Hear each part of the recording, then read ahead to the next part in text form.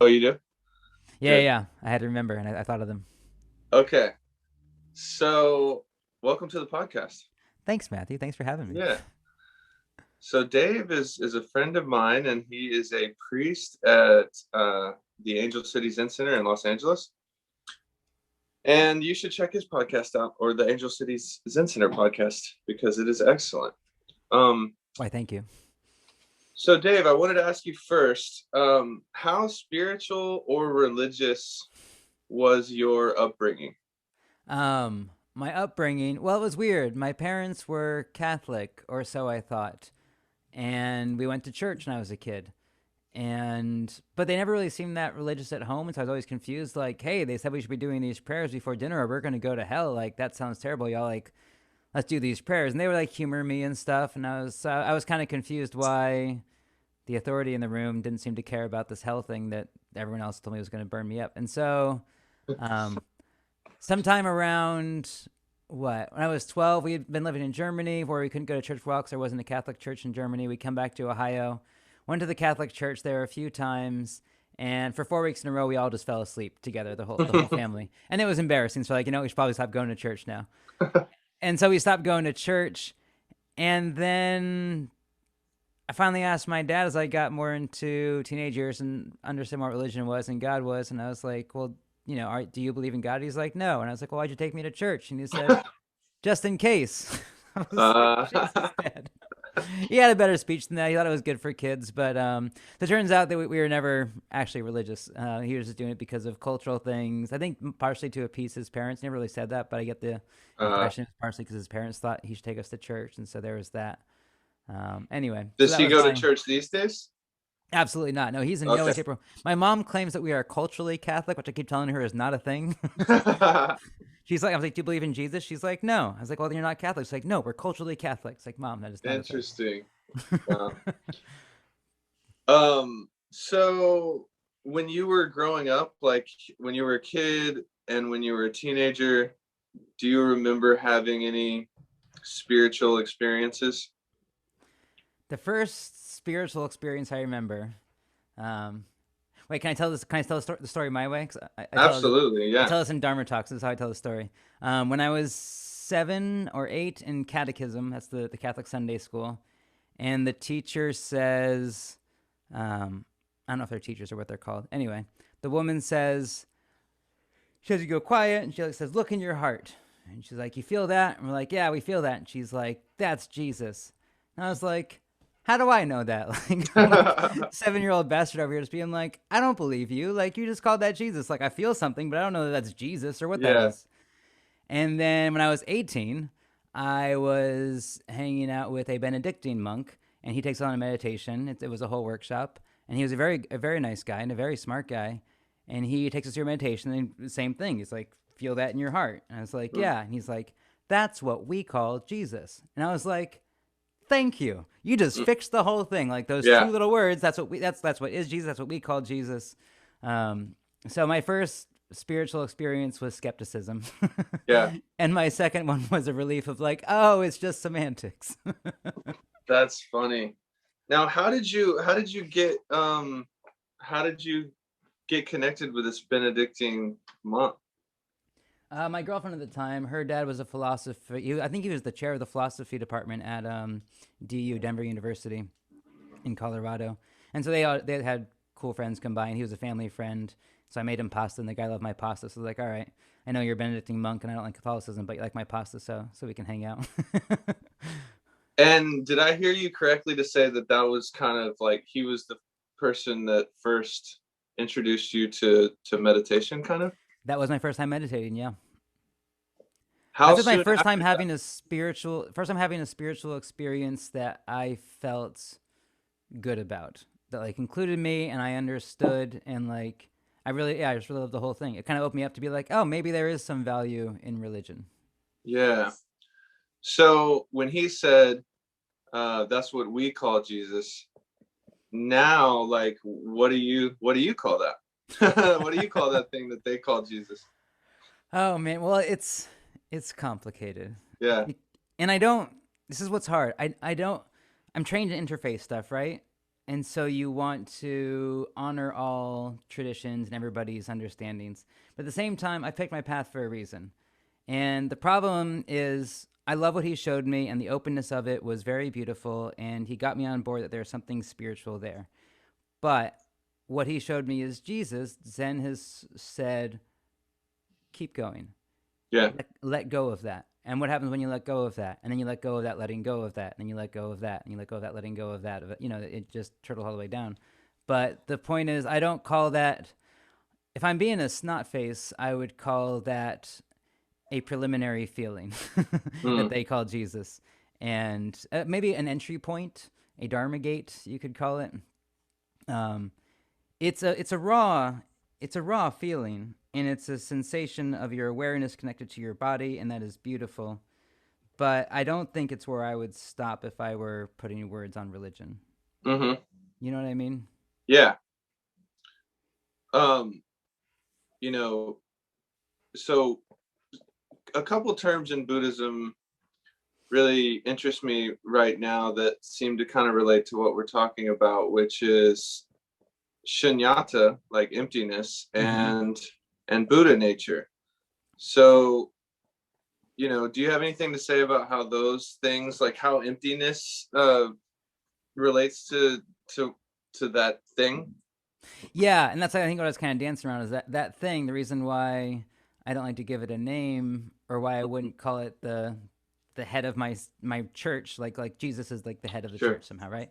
So I wouldn't stop there because yeah, it's empty, but it's Yeah. also there, and the emptiness is also alive. The emptiness is a Yeah. big misnomer, because it looks emptier from the outside, and once you dive in, it's just rich and full, and it's everythingness, you know. Yeah. Um, Maybe that is what they call Jesus. I don't know, but I've never really heard. I don't think they get past the emptiness barrier with Jesus, from what I Yeah. understand of Yeah. Christian mythology or mysticism, even.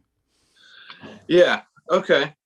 Um, so were you playing music by the time you were 18, I guess? Like when this happened? I've been playing music since I was 4 years old. Wow, Um, okay. yeah, violin until I was four, guitar when I was 16. Wow. What do you think pulled you toward music? I didn't really have a choice. My parents, like my brother, played music since he was three. I was behind because I was 4 years old. He was three when he started piano. So it just seemed like, well, Dave's gonna play an instrument too. I picked violin, but that was kind of a problem too. It's kind of like wanting real religion and getting Catholicism. I'm so sorry. That's my personal Yeah, understanding. yeah. Nothing against anybody, but I mean I knew I was going to play an instrument, but we were at the one of those World Fair kind of things they would do on the Washington the mall in Washington D.C. because we lived in D.C. And there, I think it was an exhibit for New Hampshire. So they had like a New Hampshire exhibit. It was a guy on a fake porch they built, and he's just fiddling away. And I was like, this man sawing on his fiddle, like, that's what I want to do. I want to play like that guy. It looked like freedom. It looked fun. It was beautiful. He was just kind of like carefree and great. And I was like, let's do that. It's like, okay, cool. We'll get you violin lessons. And then I get classical Suzuki method, which is not what that man was doing. I know the difference. And so then I spent what? That's 4 to 16, 12 years. But I didn't stop playing violin until I was 17, I think, or 18. Um, and so 12 years of like strict disciplinarian classical lessons when I wanted to be the man on the porch sawing freely on his fiddle, you know. So that was my Did experience in you music. did you like did you kind of feel like you could use some of that classical training to provide like a foundation for more kind of raw, wild violin playing? That took a long time. No, because when you're young, you know, you're just angry. Sure. And so it's just this or that. And like classical music's the enemy, and punk rock became the freedom. So I learned bar chords and Nirvana and Green Day. And I was like, this is not classical. This is right, you know? Much Yeah. later in life, did I find that I could draw on some of that and it probably was helpful? Yeah. I pick up the violin once or twice a year now and be like, okay, this thing's kind of fun. I'm just even now starting to drill guitar playing like I would do the violin when I was a kid. Where I'm like, point your fingers right, ring the note out right, practice the picking patterns and technique. But I'm what 39 now. It took me a long time to get over that resentment. I wonder if seeing that guy when you were young is what planted the seed for your later interest in like punk and stuff. Probably just because it was the raw freedom of it. It was Yeah. just beautiful. In music terms, there's like when you can play without thinking, it looks like he's mashing. Everything they taught me not to do is like kind of mashing away, sawing away, like kind of what I'm calling carefree. They would call thoughtless and careless. And the fact that you could ring beautiful tones seemingly carelessly, that always pulled to me. Mm. Always, always, always.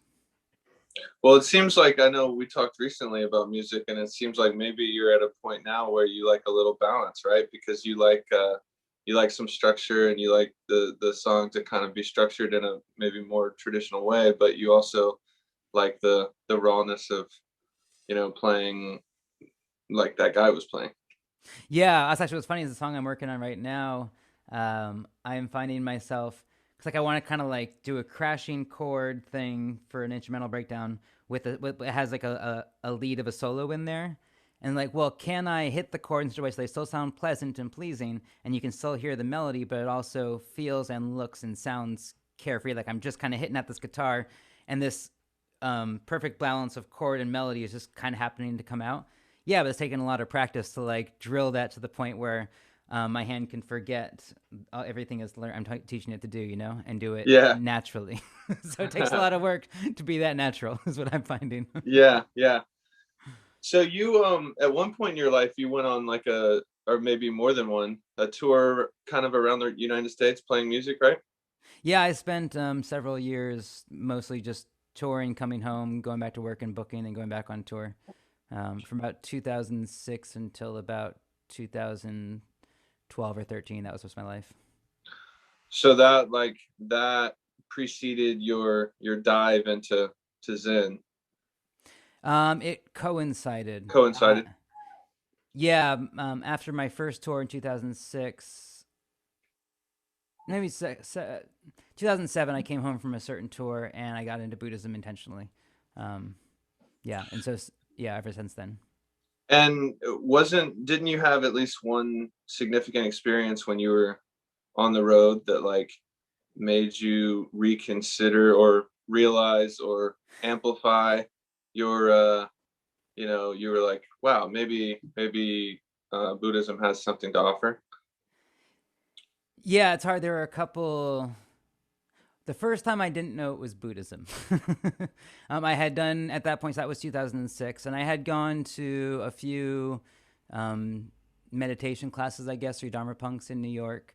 They tried to taught me to meditate, and I just thought I couldn't do it. I couldn't keep my mind still, and I always when I would close my eyes and just see cartoons playing. I tried to ask the teacher, like, is it normal to see cartoons when you're trying to meditate? And does that count as thinking? And he's like, what? I was like, oh, never mind. I don't see cartoons. That's weird. I get that. Anyways, that was all my experience with Buddhism. So I really didn't think much about it. And I didn't really understand or know much about it. But then when I was on that first tour, I went alone in a car, and it was California and back. So it was like 2 months or more by myself. My friends were like, dude, you're going to go nuts out there. Somewhere on the West Coast, you're going to lose your freaking mind being 2 months alone in a car. And I was like, let's find out. I just want to know. That was my real thing. I just wanted to know whatever was out there. If there was some kind of craziness, mind-blowing thing to happen on the West Coast, let's drive there and find it. What else am I doing with my life? So somewhere around Texas, when the drives got long, like you cross the Texas divide and drives become like 8 to 13 hours between shows, Mm-hmm. and there's just nothing happening on the road. And I just got curious. I was like, I always wanted to know who and what am I. So I just started turning off the radio and sitting there for 10-hour drives, just staring at the road, being like, what is this? What is this? What is this? At everything, every thought, everything I saw, just like, I know there is something, there is some, I don't know, facade. There's something beyond this that I know, and I want to know what that is. And so I just stared at it and asked it what it was to see if it would tell me, or see if I could find out. And I didn't know what I was doing. I didn't know if that was a thing, if that was normal, if I was crazy, or if there was anything there, if I was just entertaining myself with weird thoughts. And then somewhere on the drive after Eugene, I had a sad but sweet one night stand on my car. Sorry, this is the story. Where she didn't take me home afterwards, so like we hang out in my car, and then she goes home and she's like, "Good night." And I was like, "This Oh is so no. weird." And so I wake up alone in my car the next morning, just being like, "Oh man, life is sad." And then Mhm. my ex-girlfriend calls, he'd been mad at me, and she's just yelling at me. And so I'm, cold and alone and sad little one night stand the last night. Got my ex-girlfriend just yelling at me, telling me I'm a horrible person on the phone. Mm. I hang up with her and just like, I'm almost broke. Life is just kind of shit. And then I just drive away, and I'm just like driving away from that, being like, yeah, no, fuck it, freedom. And then all of a sudden, um, the sky cracks open. I'm just a laughing, crying mess of a baby. Just everything is just pure love, and I am just everything. And it was just, I don't know. I saw God out there. Wow. So a crazy um, release yeah, that day. yeah, and just freed from. I mean, that's the word for it. Just absolutely free of everything, free of every worry of what anybody could possibly think of you, of what I think of myself, what I've been trying to do with my life. It's just all just fell away. Just everything fell away. Wow. I wonder Um, how, like, like when you were driving and asking, like, what is this? What is this? What is this? And then you had like the dip into sadness, and then it's almost like maybe all that questioning and like exploring before the sadness came allowed you to like resurrect out of the sadness with some sort of new freedom and clarity. I don't know. That's cool. yeah, it's not out of. It's like the bottom falls out, Sure, sure, sure, and you sure. just Yeah, fall into. yeah. Okay. That's interesting, man. Okay, so these days you live at the Zen Center. You've Hmm. lived there for how long? I have lived here for crap, 4 years, going on 5 years. Yeah, Hmm. this is the fifth year.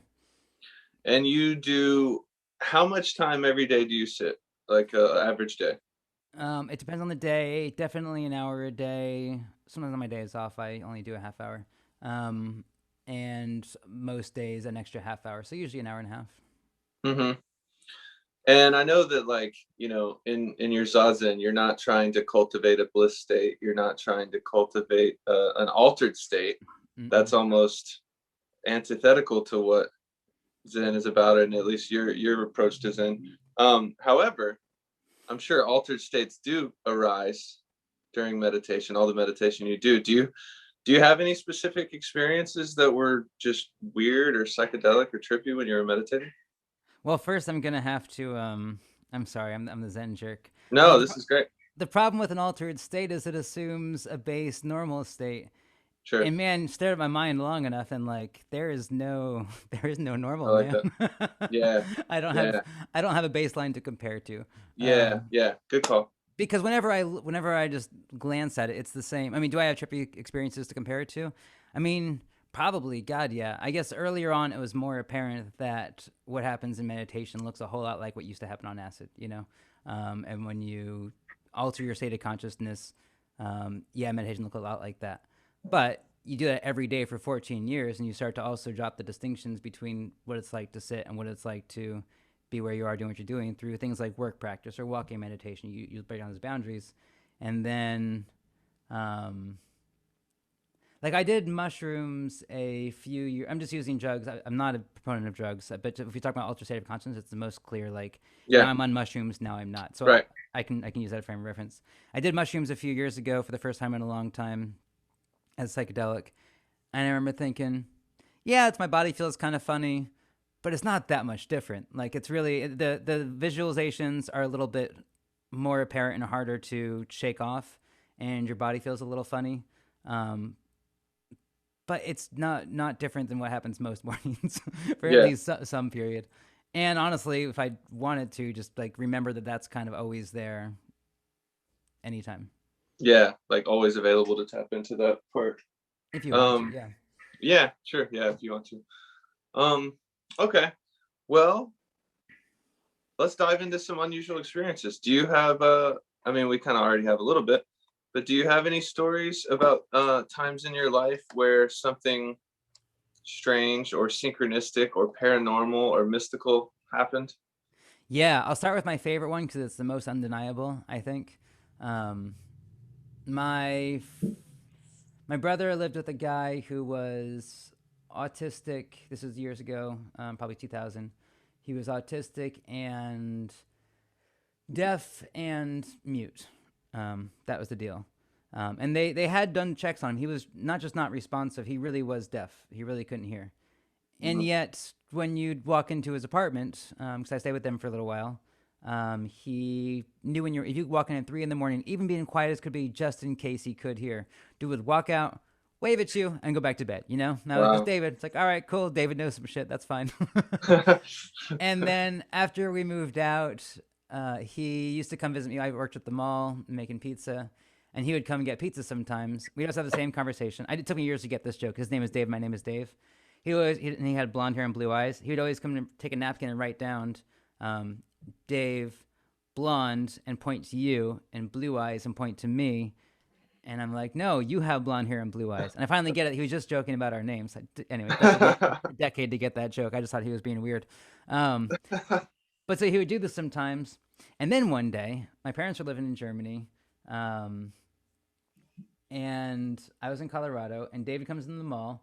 And he writes down dog. And I was like, yeah, because we had a family dog. And I think he knew that.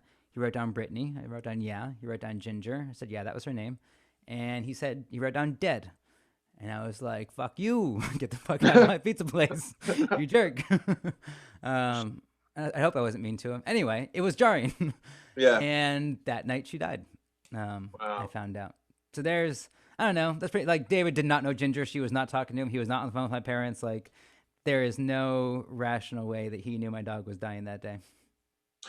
Yeah, man. It seems like a bunch of people have had experiences like that, whether they have dreams that are premonitions or and yeah, I wonder why that is. I guess to me it seems like there's just a field. There's like a field of consciousness or energy that people can tap into. I don't think we're just separate units that, you know what I mean?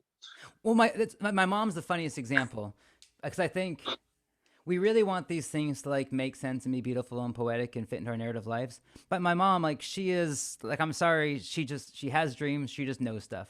And Yeah. it's uncanny, it checks out, and it's random as can be and totally useless. I mean, like, sometimes it was like sad shit. Like one time, my dad, he was in the Air Force and he was working with journalists, and she had a dream that a journalist friend of his, this was during the Iraq War.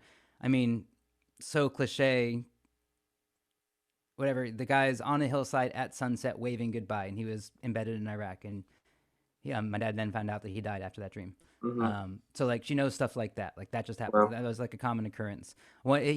She knew when my dad had a deputy that she couldn't stand and he couldn't stand her.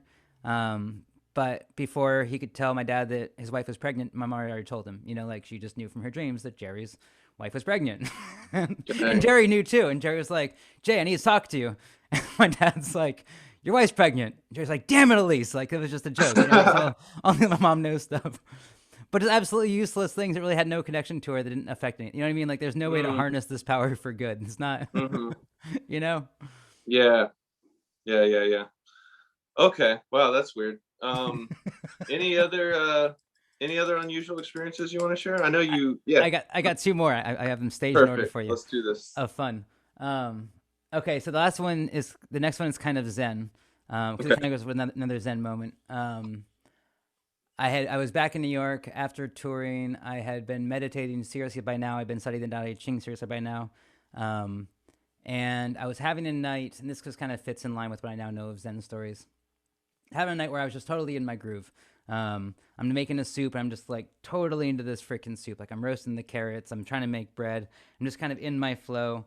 I have customers. I remember I even like the customers come in, and I was like hating on my customers. 'Cause I always hate my customers because they're getting in my way. I'm trying to make soup, and but even that was part of my flow. I'm just like, of course I hate you, and that's beautiful, and thank you for being here for me to hate you, you know. And just like, and the soup is coming out great, and I had this playlist on, and the playlist had what like the 10,000 songs on it, something like that. And I hear a song ending, and in the same way that um, you know how an album that you love that you know really well, when the song ends, you just hear the next song come on in Yeah. your head before it actually plays. Well, like I hear the song ending, and I just think of the opening notes to Joe Strummer's "Yalla Yalla." Just like that would just be that's just like the perfect notes right now. And then a second later, "Yalla Yalla" comes on, and I was like, dude, I am in the zone. So I already knew I was in the zone, but this is just like, yeah, really on point. And so then I asked myself, and my question for myself was, okay, was I so in the zone that I knew that would happen? Did I make that happen? Or is it just a random coincidence that I'm spinning into stories? And then I just knew the answer was that all three of those things were true at the same time somehow. And I like that. still know that on some level. Like that is part of my practice. That is just how time and space and efficacy works. Like that's what I learned that night. Is that the difference between free will and determinism is that it's the same thing. My Oh wow. choices, yeah, and it was kind of like one of those Zen moments. Like after I had that realization, and it was just like realization, and everything went from like being in the zone to like everything was just zone. Honestly, for like 6 months, I had no trouble in life. Like everything was just easy and good and makes sense and perfect. And I don't know, just everything was easy. Everything was beautiful. No, that's beautiful. Yeah, wow. So you feel like you made it happen.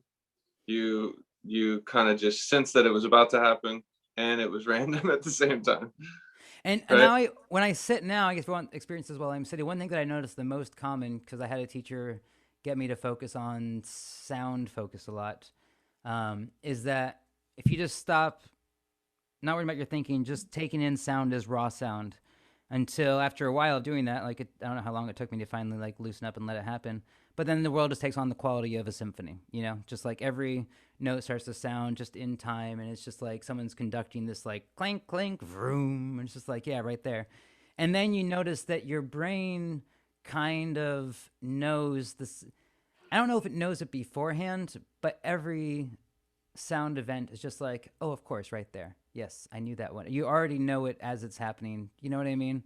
And Yeah, that's kind of what that experience was. It was the same thing. Only I got like the proof of it happening a split second beforehand, so I can know it's not just an uncanny feeling. Like I do think that we do know things as they're happening more than we think we do. yeah, yeah, yeah. No, I remember you telling me you telling me something like that at one point. How how you have a sense sometimes that you just it's like something happens. You're like, of course that happens. I know though. I knew that was going to happen, but that's not quite the way to language it. That you knew it was going to happen. It's just like it's kind of beyond a strict like linear map of it. Yeah, yeah, yeah. And I think I we like all know that. this. A lot of us know this in terms of sports. Like athletes will say when they're in a flow state, when they're playing their sport, they're not thinking about where the tennis ball is going to go. They're already in motion as they even recognize where the tennis ball is going, like they already knew it was going to happen. And my point is, I'm pretty sure that's because you do know where the tennis ball was going to go. If Right. you shut the hell up and let yourself know what you already know in your bones and not try to think about it, you know a lot of things that you didn't know It's that you true. know. That's really, really true. I totally get on board with that. I guess I guess intuition plays a part. Hmm. That's one word that seems similar to some of that. Um, that's great. What's your third story? Okay, my last story is I don't know. I'm less. This is the one I'm more hesitant to tell because it's the most mystical, and there might be a stupid, mundane excuse for it, but I still can't find one. 'Cause it looked so normal when I saw it that and I was like, oh no, there's no explanation for that. That's just that. I was on the phone late one night with a friend, kind of just pacing around outside smoking, and we were talking, getting down on the world. You know, it's the Trump years, where it was. Everyone's just kind of getting down on the world. And then I get really excited about nuclear fusion as an energy source. Like when I picture the world after they finally figure out fusion, it's just like it's a whole different world. I'm not gonna go off on a tangent, but it's a whole different world when they figure out fusion. Like the energy, once energy is pretty much free, everything we know about scarcity and abundance just changes, and there's no such thing as poverty in a world where energy is free. So anyway, I'm realizing that we're actually not that far off from figuring out fusion, and not only that, but then all energy is clean too. It's clean, it's free, and it's abundant. And so everything we know that we currently have the idea that everything we take has to cost something, everything hurts something. We know that driving a car hurts everybody. We know that if we take more than our share, we hurt somebody. We reconcile that every single day. And the Hmm. idea that there's a world coming up in my lifetime in which that is not the case, I'm getting choked up right now, because this really is going to be true. Everything we know about our lives and harm and suffering might flip in our lifetimes. So Yeah. I'm making this speech to my friend on the phone and realizing I actually believe it. And for a second, everything I know about the world being harmful and my place in it being harmful, and just it slips off just a little bit quickly. And I just kind of feel, not as big as like on the road thing. The sky doesn't crack open or anything, but just like that weight, the weight of the world just slips off my shoulders. And then I look across the street and down the street, And they're these little globules of light, and they're just little globes of light. It might comparable to starlight, but maybe like that big or so, like 6 inches. It seems like from where I'm standing, and they're just like just floating, like maybe like dandelion puffs, and they're just kind of gently drifting away like they're on a breeze. But it was definitely nighttime. They're definitely light, and they were definitely floating like they were on a breeze. And I don't know of anything that does that. There's nobody around. They weren't drones. There was no sound. They were just peaceful, very slow moving, drifting globules of light. That's all I know about that. So maybe that can be explained away. But it really worked uncannily with my moment of being like, maybe I think everything's gonna be okay. Like just really getting that in my heart and telling my friend Yeah. that like everything's gonna be okay. And then the little globes drifting along, and I was like, that Now, might have been a thing. how far away were these like orbs of light? um, I don't know. I would say maybe start at like 15, 20 feet and then drifted all the way down the block until they were kind of out of sight. Okay, because I think that you told me that one time, but I had the impression that it was like far in the sky. No, But they you're were saying so. they were close by. That's my point. But it looks. I was in the kind of. This is where I think about miracles and uncanny stuff. I described the theory that they happen when you're not looking for it. You know what I mean? When you're Yeah. relaxed and not surprised by it is when you're likely to encounter it. I wasn't surprised by it. I was like, huh, that's pretty. So I wasn't like chasing after it to go investigate what this was. It looked normal. It felt normal. And I was like, well, that's nice. I That's think it's amazing, actually. part of the mindset that allows these things to be noticed. Yeah, that's true. That's true. Yeah. Gosh, I wonder. I'm gonna definitely be reflecting on that. It's who knows what that was, but it seemed like no matter what it was, I'm sure it felt good to to have that happen right after that conversation. Well, also it was also the same weekend that we did. Oh, that was so funny. We were doing the inauguration. It was we were a year late on it, so we just didn't get around to it. But the inaugural ceremony for the center, I had done it with Brad, and he gave a talk on Dogen seeing 6 auspicious signs when they opened a Heiji. And so I wrote to Brad and said, "I'm not gonna make a big deal about this, Brad, but I'm pretty sorry I saw an auspicious sign. Thanks for everything. This place is great." That was my Yeah. report on the event. So I just considered it like, well, that's a nice auspicious sign for. We did a full ceremony, marked the center. I realized everything's going to be okay at some point, and that. No, that's beautiful. Wow, yeah, those are some cool stories. I can't believe that that guy knew that your dog was gonna die. Um, and then it's really interesting that your mom has like premonition dreams and stuff, but I'm fascinated how like to you it's kind of like, well, there's not any really utility in this. And I see what you mean.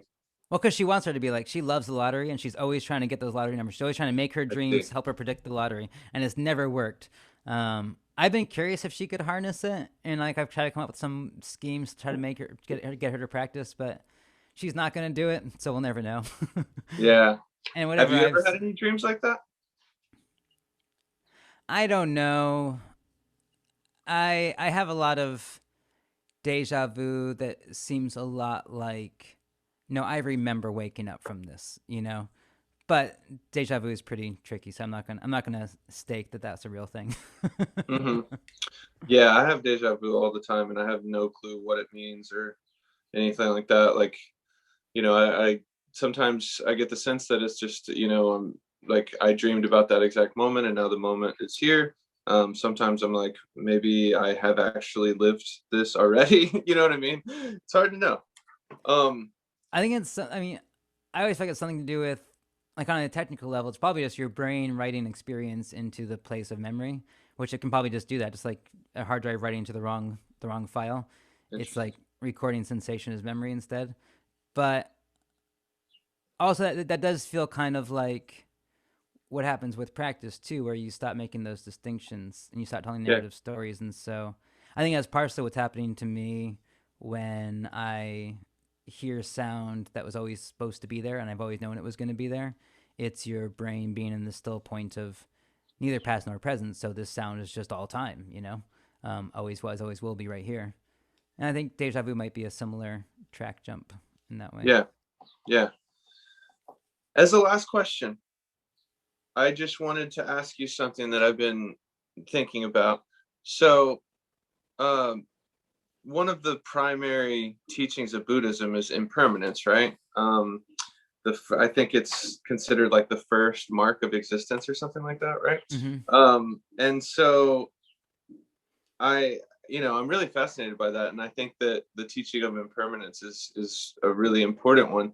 But I'm also interested in how even a philosophy like Buddhism, which really highlights impermanence, it seems like there are certain things in the Buddhist teachings that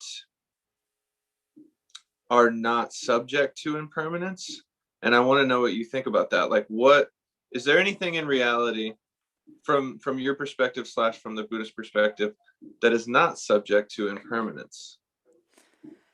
The way you framed that is good because I don't know how to answer that the way you framed it. This is an old. You stepped in an old debate. This happens all the time over the course of thousands of years. Yeah, Is that Buddhism will say there is no self, everything is empty, everything is impermanent, and they slowly reaccrete some ideas that like start to sound a lot like an ultimate self and something that sounds a little yeah, bit more eternal, like exactly. Buddha nature kind of veers on that a lot. Yeah, And then someone will come along and be like, "You said you're being a hypocrite," and so they debate this back and forth over the centuries.